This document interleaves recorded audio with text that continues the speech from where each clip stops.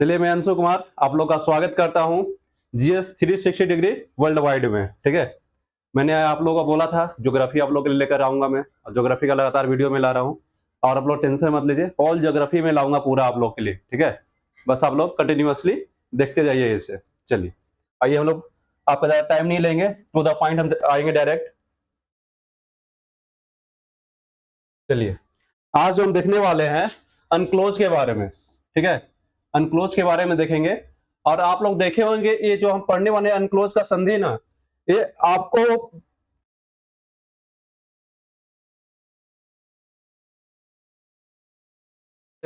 उन्हें लगता है कि शायद इस एग्जाम में इससे क्वेश्चन नहीं आएंगे। ठीक है, लेकिन ऐसा नहीं है, आजकल इससे क्वेश्चन आ रहे हैं एग्जाम में, और अच्छे क्वेश्चन आ रहे हैं। फॉर एग्जाम्पल इसी बार बीपीएससी ने क्वेश्चन पूछा है अनक्लोज से। ठीक है, तो ये अनक्लोज को हम लोग डिटेल में देखते हैं। ठीक है, तो अनक्लोज है क्या?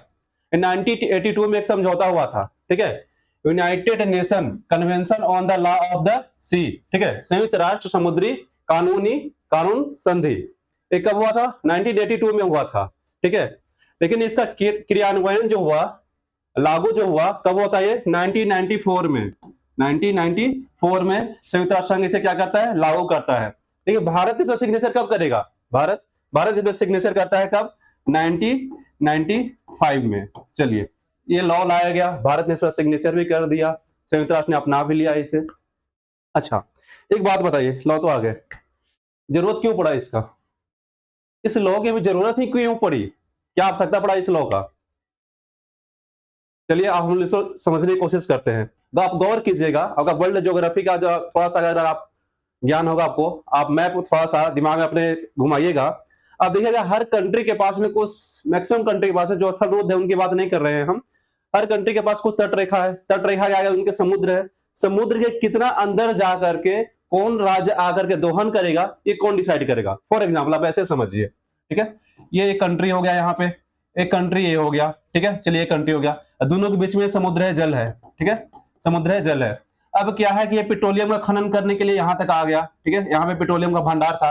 अब ये ठीक है, और ये जो खनन करते हुए आ गया यहां तक, बोला यहां तक पेट्रोलियम का भंडार है। ठीक है, अब ये वाला इलाका ही बोल रहा है कि मेरे अंडर में है, तुम बताओ। ये ए हो गया, ये बी हो गया। ठीक है, ए बोल रहा है बी से, ये इलाका भी जो तुम खनन करने के लिए आए हो मेरे अंडर में है, तुम बताओ। बी बोला नहीं, तो मेरे अंडर में, मैं इस पे खनन करूंगा, मैं इसमें से पेट्रोलियम का दोहन करूंगा।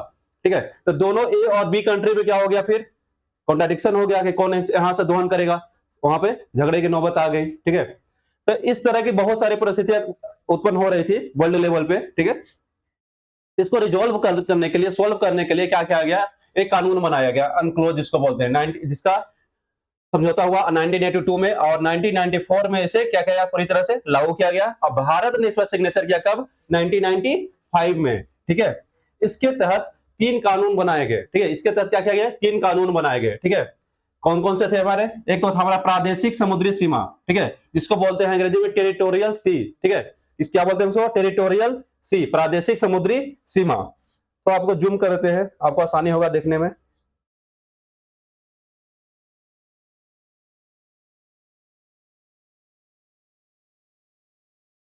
चलिए, इसको ऊपर करते हैं, जो पार्ट हमारा वही देखते हैं सिर्फ अभी हम। चलिए आइए, अब तो क्या किया हमने इसे? प्रादेशिक समुद्री सीमा, टेरिटोरियल सी। ठीक है, और दूसरा क्या हुआ हमारा? दूसरा जो था अविच्छिन्न मंडल, जिसे बोलते हैं संलग्न क्षेत्र भी, और कॉन्टिजियस जोन भी इसे बोलते हैं। और थर्ड क्या था हमारा? अनन्य आर्थिक क्षेत्र। ठीक है, एक्सक्लूसिव इकोनॉमिक जोन, EEZ। ठीक है, चलिए 3 तरह के तो बनाए गए, तीनों के लिए डिसाइड किया गया कि आप समुद्र के अंदर एक दूरी दिया गया कि इस दूरी तक आप तीनों में जाकर के दोहन कर सकते हैं। ठीक है, तो दूरी जो है कितना दिया गया, और कहां से दूरी हम मेजर करेंगे, ये चीज हमें समझना पड़ेगा। चलिए आइए समझते हैं इसको हम लोग। ठीक है, आप यहां देखिए, आप देखिए किसी भी देश का तट रेखा ना कुछ ऐसा होता है, इस टाइप से होता है। ठीक है, किसी का तट रेखा ऐसा स्मूथ नहीं होता है इस तरह से। ठीक है, तो तट रेखा अगर इस तरह से है, तो हम डिस्टेंस कहां से लेंगे? यहां से ले डिस्टेंस, या फिर यहां से ले? ये भी क्वेश्चन उठ गया, या डिस्टेंस कहां से ले हम? ठीक है, यहां से लेंगे तो कुछ और आएगा, और यहां से लेंगे तो कुछ और आएगा। ठीक है, इसके लिए क्या किया गया? एक बेस लाइन ड्रॉ किया गया, आधार रेखा। ठीक है, और इसके पीछे से ये हो गया हमारा बेस लाइन, आधार रेखा यहां से ड्रॉ किया गया। ठीक है, यहाँ और इसी से सारा दूरी हम मेजर करेंगे। अब कहां से? इस बेस लाइन से, जो स्ट्रेट लाइन पीछे में ड्रॉ किए है ना, इसी से सारा दूरी हम मेजर करेंगे। ठीक है, तो प्रादेशिक समुद्री सीमा हो गया हमारा, चाहे हमारा ये अविच्छिन्न मंडल हो गया हमारा। ठीक है, सारा का दूरी हम कहां से मेजर करेंगे? हम बेस लाइन से मेजर करेंगे। चलिए,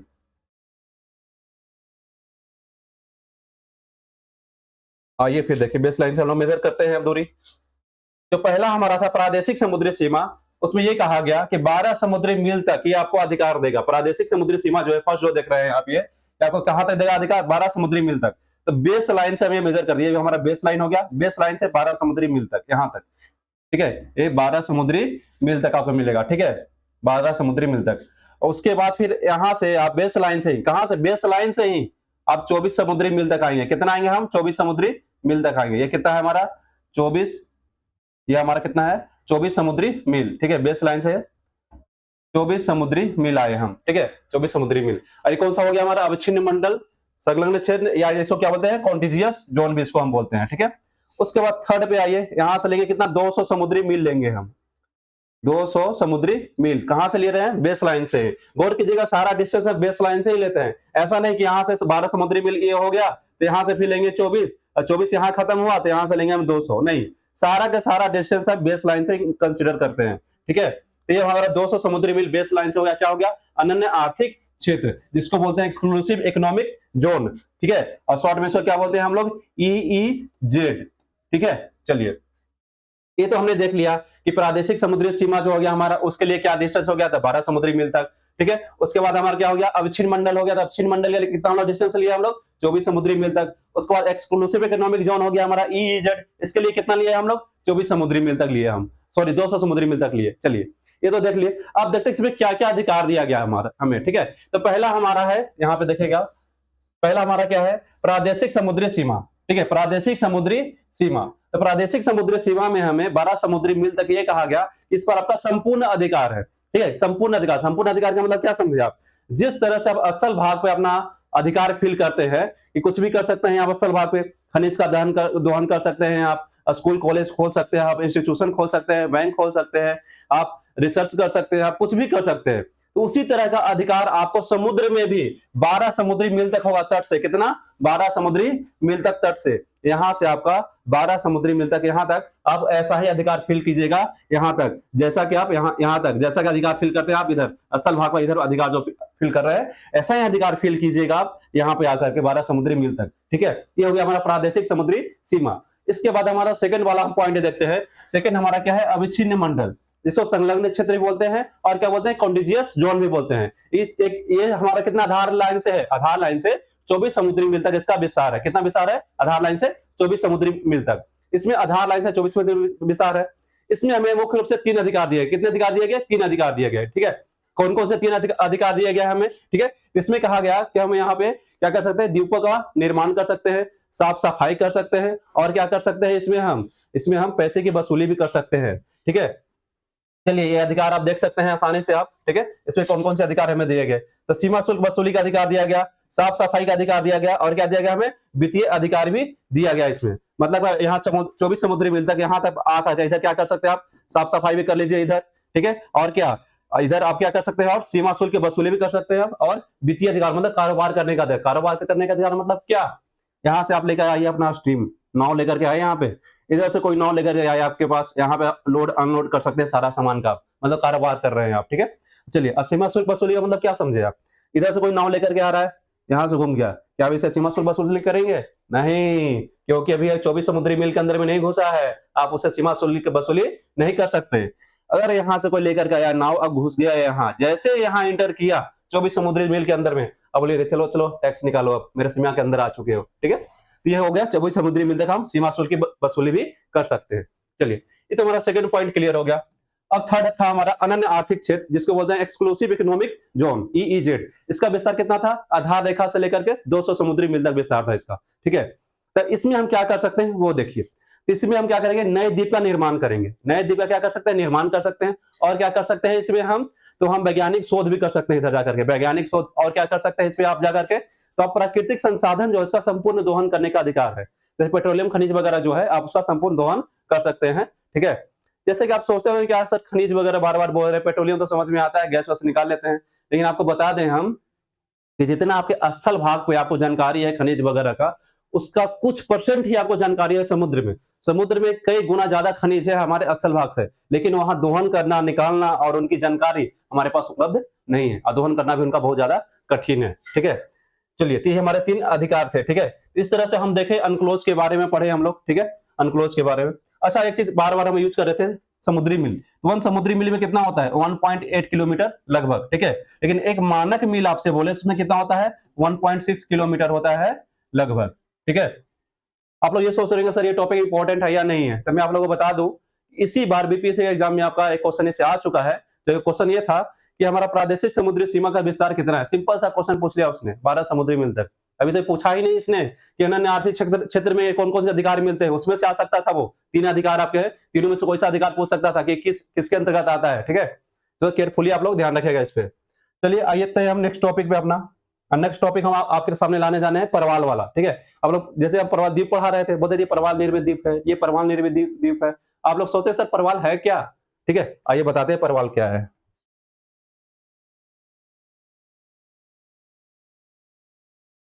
चलिए, परवाल भित्ति या कोरल रीफ के बारे में अभी हम लोग पढ़ेंगे। परवाल जो होता है एक कैल्शियम कार्बोनेट का एक खोल बना होता है। जैसे देख लीजिए इस तरह से इसका संरचना होता है,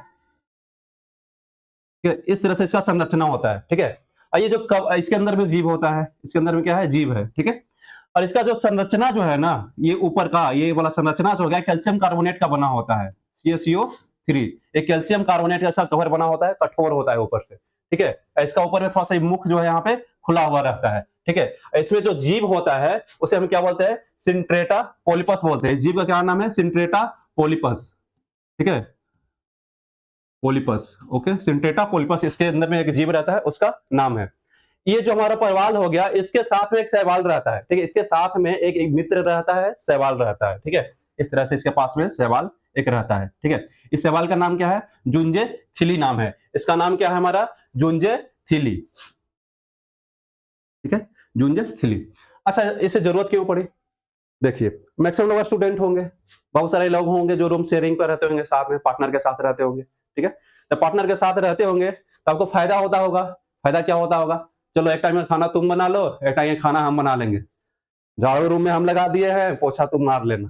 ठीक है, इस तरह से क्या सहयोग करते हैं एक दूसरे का। ठीक है, तो उसी तरह से शैवाल और आपका जो पोलिपस हो गया हमारा, जो कि पोलिपस जीव हो गया, जो रहता है हमारा इसके कैल्शियम कार्बोनेट के खोल के अंदर। ठीक है, परवाल के अंदर, ये दोनों सहजीवी संबंध शो करते हैं। किस प्रकार से?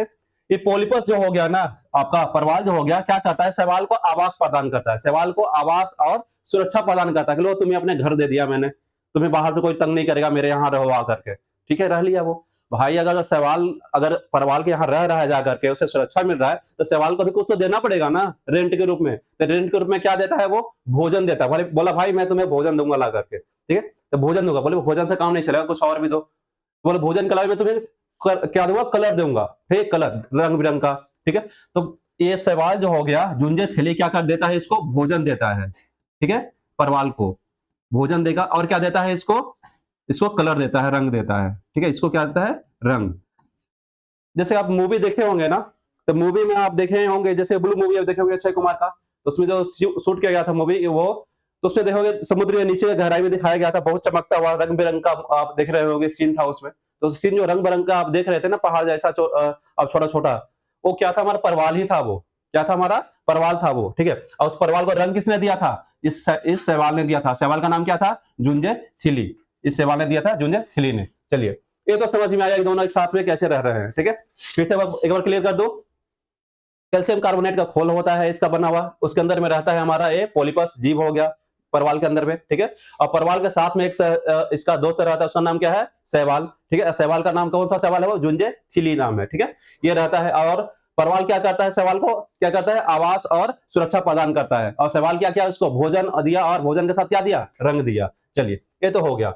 अब देखते आगे है कि परवाल के निर्माण के लिए आइडियल कंडीशन क्या है, क्या क्या जरूरी है जहां पे परवाल निवास करेंगे, बनेंगे ज्यादातर। ठीक है, तो यहाँ पे है ना ज्यादा गर्म जलवायु चाहिए इनको, ना ज्यादा ही ठंडा चाहिए। ठीक है, लेकिन टेम्परेचर कितना होना चाहिए यहाँ पे? 20 to 30 डिग्री के आसपास टेम्परेचर होना चाहिए, डिग्री सेल्सियस के आसपास। ठीक है, एक कंडीशन हो गया, पहला कंडीशन। ठीक, इसमें चर्चा करेंगे क्यों चाहिए, ये भी चर्चा करेंगे हम। दूसरा कंडीशन इसका क्या है कि पानी जो होना चाहिए साफ होना चाहिए, गंदा नहीं होना चाहिए, ठीक है, गंदा पानी नहीं चाहिए, ठीक है, गंदा पानी यहाँ पे नहीं चलेगा, साफ पानी चाहिए, ठीक है। थर्ड कंडीशन क्या है कि छिछले पानी में होते हैं, मतलब ज्यादा गहराई पे नहीं होते हैं, ठीक है, तो ये छिछले पानी में होंगे, छिछले पानी में होंगे ये, ठीक है। चलिए, और उसके लिए एक और इनका आइडियल कंडीशन क्या है यहाँ पे, फोर्थ कंडीशन में रखे उसको, पानी जो होना चाहिए नमकीन होना चाहिए, खारा होना चाहिए, ठीक है, नमकीन क्या कर सकते हैं, खारा पानी, ठीक है, खारा होना चाहिए पानी। चलिए, ये चार चीज हम लिखे, ठीक है। पहला लिखेंगे टेम्परेचर 20 से 30 डिग्री सेल्सियस होना चाहिए, गंदा नहीं होना चाहिए पानी ज्यादा, छिछला होना चाहिए, ज्यादा गहराई पे नहीं होना चाहिए। फिर मैंने लिखा नमकीन होना चाहिए, खारा होना चाहिए। ये क्यों होना चाहिए हमें रटना नहीं है, समझना है। अगर एक बार समझ गए तो फिर टेंशन खत्म हो जाएगा आपका, ठीक है। क्यों होना चाहिए एक एक करके डिस्कस कर देते हैं आपका, ठीक है। पहले पे आइए, 20 से 30 डिग्री के लिए आइडियल कंडीशन इसके लिए होता है, जैसे ही टेम्परेचर अगर 30 डिग्री से ऊपर राइज किया, अगर 35 डिग्री 40 डिग्री अगर हो गया, तो ये जो भाई साहब परवाल थे ना हमारे, ये परवाल, ठीक है, ये जो हो गया हमारा, ये क्या है, टेंशन में आ जाता है। और टेंशन में जब आता है तो क्या करता है, बॉन्ड ब्रेक होता है। इस सवाल होता है चलो तुम घर से बाहर निकलो, सवाल वो घर से बाहर निकाल देता है। अगर सवाल वो घर से बाहर निकल गया तो सवाल भी तो कुछ दे रहा था, वो भी तो अब देना बंद कर देगा। तो सवाल क्या दे रहा था, इसे भोजन दे रहा था, और क्या दे रहा था, कलर दे रहा था, रंग दे रहा था। तो सवाल इसको ना भोजन देगा ना रंग देगा, तो क्या होगा, परवाल डेड कर जाएगा। और रंग नहीं दिया तो कैसा हो जाएगा, इसका कलर सफेद हो जाएगा, ठीक है। और सफेद कलर होगा, इसी को बोलते हैं कोरल ब्लीचिंग, ठीक है। इसको क्या बोलते हैं हम लोग, कोरल ब्लीचिंग, परवाल विरंजन, इसी को बोलते हैं परवाल विरंजन या कोरल ब्लीचिंग। चलिए, बहुत बढ़िया, आप लोग समझ रहे हैं। उसके बाद हमने में लिखा है गंदा पानी नहीं होना चाहिए, ठीक है, पानी कैसा है, गंदा नहीं होना चाहिए। अच्छा एक बात बताइए, सवाल भोजन बना के देता है, ठीक है, ओके, सवाल भोजन बना के दिया, लेकिन सवाल भोजन कैसे बनाता है, फोटोसिंथेसिस के थ्रू, प्रकाश संश्लेषण के थ्रू बनाता है। अगर पानी गंदा होगा, अगर पानी गंदा होगा, जैसे कि आप बाढ़ का पानी देखे ना, कैसा एकदम धुंधला सा गंदा सा होता है, उसके ऊपर से अगर प्रकाश का लाइट डालिएगा तो नीचे तक जाएगा ही नहीं। मतलब पानी अगर गंदा हो गया तो सवाल क्या है, प्रकाश नहीं प्राप्त कर पाएगा। सवाल अगर प्रकाश नहीं प्राप्त कर पाया, इसका मतलब क्या हुआ, वह भोजन नहीं बना पाएगा। अब भोजन नहीं बना पाएगा तो क्या करेगा, परवाल को भोजन ही नहीं देगा, और परवाल को भोजन नहीं देगा तो क्या होगा, परवाल मर जाएगा। इसलिए पानी गंदा नहीं होना चाहिए। और दूसरी बात यह भी है कि अगर पानी गंदा होगा, तो मैंने क्या बोला था कि परवाल की संरचना कुछ ऐसा होता है, ठीक है, ऐसा मुख यहाँ पे खुला होता है, इसका मुख क्या है ना, गंदगी से, गाद से भर जाएगा। ये जब गाद ये भर जाएगा तो इसका क्या हो जाएगा, फिर ये डेड कर जाएगा, मर जाएगा, ठीक है। तो ये दो चीज समझ में आ गया। तीसरे पे आइए, छिछला होना चाहिए। चलिए मान लीजिए गंदा पानी नहीं है, साफ पानी है, छिछला और ज्यादा गहराई है तो क्या होगा, छिछला नहीं है, ज्यादा गहराई है। अगर ज्यादा गहराई है तो सूर्य के प्रकाश से पर्याप्त मात्रा में वहां तक पहुंच पाएगी, नहीं पहुंच पाएगी। और सूर्य का प्रकाश अगर पर्याप्त मात्रा में नहीं पहुंचेगा तो सवाल खाना कहां से बनाएगा, नहीं बना पाएगा, वो फोटोसिंथेसिस नहीं कर पाएगा। और जब भोजन नहीं बनाएगा तो परवाल को भोजन नहीं देगा, परवाल को भोजन नहीं देगा, फिर परवाल डेड कर जाएगा, ठीक है। चलिए, ये भी हो गया। फोर्थ कंडीशन पे आइए, इसमें हमने बोला खारा पानी चाहिए। आइडियल कंडीशन क्या है इसके लिए, खारा पानी होना चाहिए। खारा पानी क्यों होना चाहिए, चलिए इसमें थोड़ा सा फिजिक्स है, पहले थोड़ा सा फिजिक्स समझ लीजिए, इसमें क्या फिजिक्स है। एक नॉर्मल वाटर है, कितने डिग्री पे बॉयल होता है बताइए, 100 डिग्री सेंटीग्रेड पे, बहुत बढ़िया। चलिए, अब उसमें अगर हम नमक मिला दे या चीनी मिला दे या कुछ भी कचरा मिला दे, कुछ भी मिला दीजिए, अब वो कितने पे बॉयल होगा, 100 प्लस पर बॉयल होगा, ठीक है। नमक भी मिला दीजिए चाहे चीनी मिले, कुछ भी मिलाइए, 100 प्लस पे बॉयल होगा, ठीक है। तो हमने क्या देखा है कि उसमें अगर अशुद्धि मिलाते हैं तो बॉइलिंग पॉइंट उसका बढ़ गया, अशुद्धि मिलाते क्या हुआ, बॉइलिंग पॉइंट उसका बढ़ गया।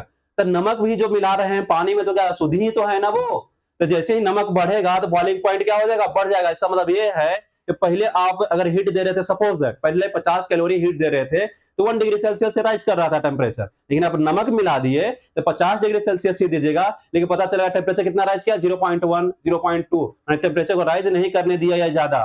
कौन, नमकीन पानी, खारा पानी। और जब टेम्परेचर राइज नहीं करेगा तो वो आइडियल कंडीशन किसके लिए, परवाल के लिए, क्योंकि परवाल टेंशन में आता है कब, जब टेम्परेचर ज्यादा बढ़ जाता है, ठीक है। और टेम्परेचर जैसे ज्यादा बढ़ेगा परवाल टेंशन में आएगा, परवाल टेंशन में आएगा तो क्या करेगा, सवाल को घर से बाहर निकाल देगा। सवाल को घर से बाहर निकालेगा तो सवाल उसे न भोजन देगा और न ही रंग देगा, जिसके कारण फिर क्या होगा, परवाल डेड कर जाएगा। और उसका कलर कैसा हो जाएगा परवाल का, सफेद। इसी को बोलते हैं कोरल ब्लीचिंग और परवाल विरंजन, ठीक है। चलिए, ये तो हम लोग देख लिए।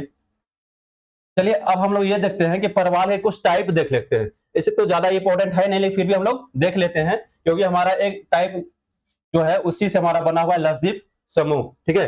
तो परवाल का हम कुछ टाइप देखते हैं, ठीक है। पहला टाइप जो हमारा है तटीय परवाल। कौन सा? तटीय परवाल। और दूसरा क्या है हमारा? अवरोधक। और तीसरा क्या है? एटॉल। तो तीसरा एटॉल जो आप देख रहे हैं ना, तीसरा जो आप एटॉल देख रहे हैं, एटॉल परवाल से हमारा लक्षद्वीप समूह बना है। लक्षद्वीप समूह जो हमारा बना हुआ है, किस तरह के परवाल से बना है? एटॉल परवाल से बना है। ये एटॉल परवाल से बना है लक्षद्वीप समूह, इसलिए इंपॉर्टेंट है। आपसे पूछ सकता है कि लक्षद्वीप समूह जो है किस परवाल से बना है? एटॉल। और कल मैंने लेक्चर में पूछा था आपसे कि लक्षद्वीप समूह पे कौन सी जनजाति रहती है?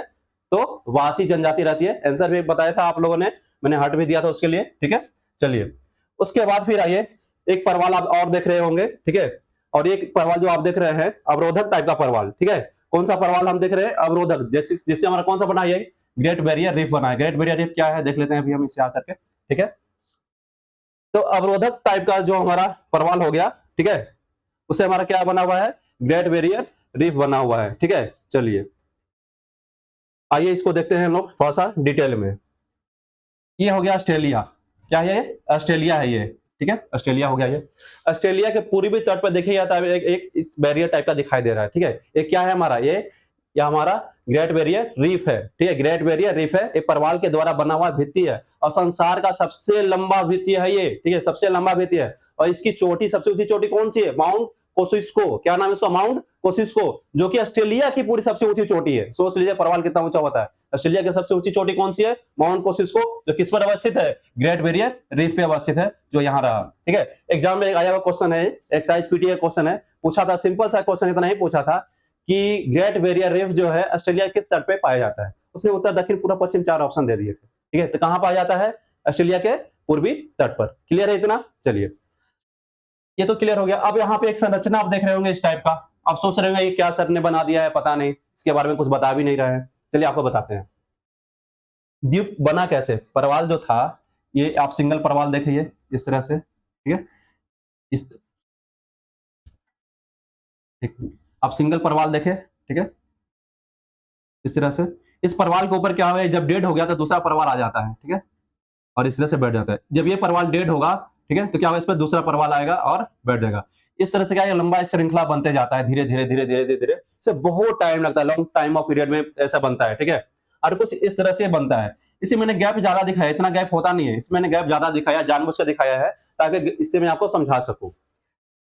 ये जो आप देख रहे हैं ना संरचना, ये यहाँ पे छोटे छोटे जो जीव हो गए ना, समुद्री जीव, उनके संरक्षण का काम करता है। कैसे करता है? जैसे छोटी छोटी मछलियां होती हैं, ठीक है, वो बड़ी मछलियां जब उन्हें खाने के लिए पीछा करती हैं, तो छोटी छोटी मछलियां इनमें भी आकर घुस जाती हैं, इधर बीच में आकर इधर। अब बड़ी मछलियां इसके अंदर घुस नहीं पाती है, जा नहीं पाती है, तो इन्हें क्या करता है, एक तरह से आवास प्रदान करता है छोटी मछलियों को और छोटे जीवों को। कौन? ये हमारा कोरल रीफ। ठीक है, चलिए इस तरह से हमारा ये टॉपिक कंप्लीट हुआ और हमारा ये लेक्चर फर्स्ट भी पूरी तरह से आपका कंप्लीट हो चुका है, चैप्टर फर्स्ट। ठीक है, चलिए आप लोगों को वीडियो पसंद आए तो शेयर कीजिए, इसे सब्सक्राइब कीजिए, लाइक कीजिए, और कुछ अगर त्रुटि रह जाए या कुछ और इसमें आप लोग चाहते हैं तो प्लीज कमेंट में जरूर कीजिएगा। आपका कमेंट मेरे लिए बहुत ही इंपॉर्टेंट है। ठीक है, ओके, धन्यवाद।